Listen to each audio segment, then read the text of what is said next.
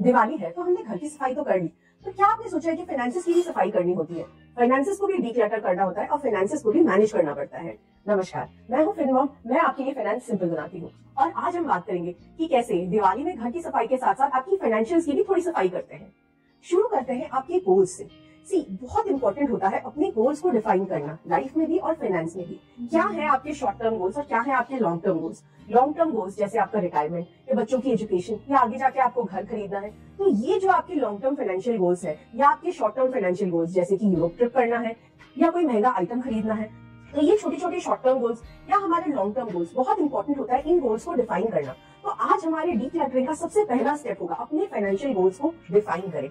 हमने एक नेटवर्क पे वीडियो बनाया था कुछ दिन पहले, आप एक बार अगर हो सके तो वो वीडियो देखिएगा और देखिएगा कि आपका प्रेजेंट नेटवर्क क्या है और क्या आप उससे संतुष्ट है या आप उसको बेहतर बनाना चाहते हैं। अगर बेहतर बनाना चाहते हैं तो क्या आप उसमें डेवलप करना चाहते हैं, क्या अपने एसेट्स में आप ऐड करना चाहते हैं और कैसे अपनी लाइबिलिटीज को आप पे ऑफ करना चाहते हैं। तो ये जितने भी आपके गोल्स है ना, वो भी वहां पे एक अलाइन हो जाएंगे आपके नेटवर्क के साथ और आप डिसाइड कर पाएंगे कि आगे आपको क्या करना है। तो सबसे पहला स्टेप जैसे मैंने बोला, अपने गोल्स को डिफाइन करना, अपने शॉर्ट टर्म या लॉन्ग टर्म फाइनेंशियल गोल्स को डिफाइन करना।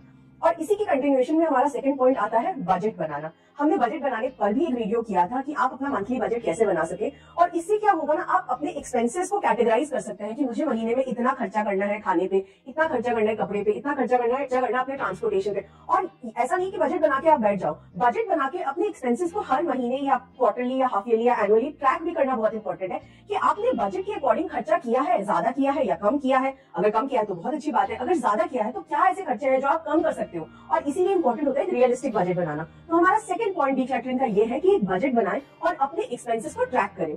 तो थर्डली, जितने भी नॉन एसेंशियल एक्सपेंसेस हैं उनको कट डाउन करें। आप जब बजट बनाएंगे और अपने एक्सपेंसेस को ट्रैक करेंगे तो पता चल जाएगा कि कौन से ऐसे खर्चे हैं जो आप थोड़ा ज्यादा कर रहे हैं लिमिट से, या आप वो कट डाउन कर सकते। अगर आप कर सकते हैं तो कर लीजिए, क्योंकि उससे आपकी जो बचत है, आपकी सेविंग्स है वो बढ़ जाएगी और उससे आपका इन्वेस्टमेंट जो होता है वो भी बढ़ जाएगा और इन सबसे आपके लॉन्ग टर्म या शॉर्ट टर्म गोल्स को अचीव करने में आपके लिए थोड़ी और आसानी हो जाएगी। नाउ जैसे मैंने बोला कि दिवाली की सफाई और डीक्लटरिंग की बात हो रही है, देखिए जब हम घर की सफाई करते हैं तो जो अनवांटेड चीजें होती है उसको हम बाहर फेंक देते हैं। ऐसे ही अगर आप देखेंगे तो आपके ऐसे बहुत सारे अकाउंट्स होंगे जो शायद आपके यूज में भी नहीं होंगे, ऐसे क्रेडिट कार्ड्स होंगे जो आप यूज नहीं करते बट आपको एनुअल चार्जेस देने पड़ते हैं, या जो आपने पॉलिसीज की है, जो आपने एसआईपीज खरीदी है या आपने कोई भी इन्वेस्टमेंट किया है उसके डॉक्यूमेंट्स आपने ठीक से रखे नहीं है। तो ये चीज बहुत इंपॉर्टेंट होती है कि वो जो डॉक्यूमेंट्स हैं उनको संभाल के रखना और जो अनवांटेड डॉक्यूमेंट्स हैं उनको बाहर फेंकना। इससे क्या होता है, आपको खुद को क्लैरिटी मिलती है कि मेरे पास क्या डॉक्यूमेंट है और क्या डॉक्यूमेंट नहीं है। कभी कभी ऐसा होता है हमें कोई विड्रॉल करना होता है या कोई रिडम्पशन करना होता है, हमको कैंसिल चेक चाहिए होता है और पता ही नहीं चेकबुक हमारा कहाँ पड़ा है, तो चेक अप्लाई करते हैं, फिर वो आता है, फिर हम कैंसिल चेक जमा करते हैं। तो the point I am trying to make is आपका बहुत टाइम चला जाता है अगर आपने डॉक्यूमेंट्स ठीक से नहीं रखे हैं।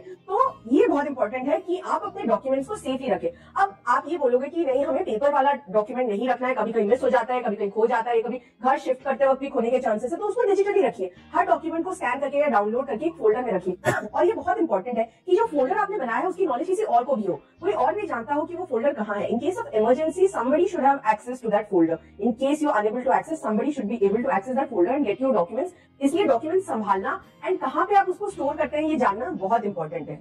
अब एक और वे जिससे कि आप अपने फाइनेंसेस को सिंपल बना सकते हैं is to automate your bills. जैसे ही बिल आए उसको ऑटोमेटेड कर दीजिए अपने अकाउंट से ताकि वो पे हो जाए, क्योंकि बहुत बार ऐसा होता है कि बिल आ जाता है, हम सोचते हैं कि अभी नहीं देंगे, 10 दिन बाद दे देंगे, अभी तो ड्यू डेट है, और ऐसे करते करते कभी कभी ड्यू डेट चला जाता है और हमारे और इंटरेस्ट या पेनल्टी लग जाती है। तो इसलिए ऑटोमेट कर दीजिए अपने पेमेंट्स और अपने बिल्स को टाइमली दीजिए। देखिए the whole concept is to simplify your finances. जितना आप साफ रखेंगे, जितना आप उसको सिंपल रखेंगे, उतना ही आपके लिए इजी होगा मैनेज करना और उतना ही आपके लिए इजी होगा अपने फाइनेंसेस को डील करना। और आप विदाउट हेजिटेशन कोई भी फाइनेंशियल डिसीजन ले सकते हैं क्योंकि आपके पास रेडीली सारा इन्फॉर्मेशन अवेलेबल है। सो इस दिवाली अपने घर के साथ साथ कीजिए अपनी फाइनेंसेस की सफाई। और अगर हमसे कुछ छूट गया है या आप चाहते हैं कि कुछ और भी पॉइंट है जो हमने मिस कर दिया या ऐड करना चाहिए था, प्लीज कॉमेंट सेक्शन में लिखिए। अगर आपने चैनल को सब्सक्राइब नहीं किया तो प्लीज सब्सक्राइब कीजिए एंड शेयर कीजिए इस वीडियो को, क्योंकि बहुत लोगों ने बोला था हिंदी में एक वीडियो होना चाहिए, इसलिए हमने हिंदी में भी वीडियो बनाया है। तो अब हमने अपना काम कर दिया, तो आपका काम बनता है कि आप ज्यादा से ज्यादा शेयर करें और ज्यादा से ज्यादा लोगों को बोले सब्सक्राइब करने के लिए। फिनमॉम की टीम की तरफ से आपको दिवाली की हार्दिक शुभकामनाएं। धन्यवाद।